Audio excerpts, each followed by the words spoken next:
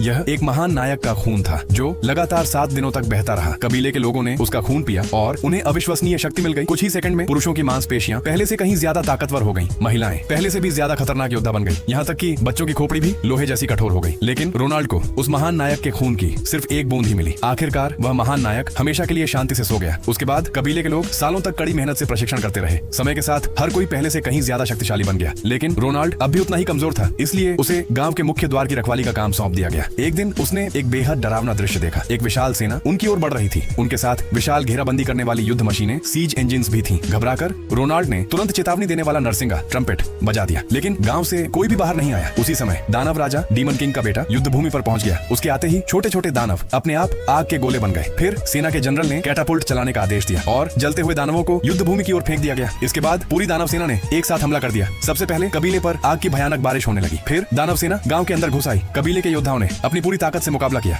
लेकिन दानवों की उन्नत तकनीक और हथियारों के सामने वे ज्यादा देर तक टिक नहीं पाए। आखिरकार सभी को पकड़ लिया गया और लोहे की जंजीरों में बांध दिया गया। अब सिर्फ रोनाल्ड और कबीले का मुखिया आजाद बचे थे। मुखिया सलाम ने दानव राजा पर अपनी पूरी ताकत से हमला कर दिया, लेकिन दानव राजा का शरीर किसी भी हथियार से नहीं कटता था। अगले ही पल दानव राजा ने उसे जोर से जमीन पर पटक दिया और सिर्फ एक ही बार में उसका दिल निकाल लिया।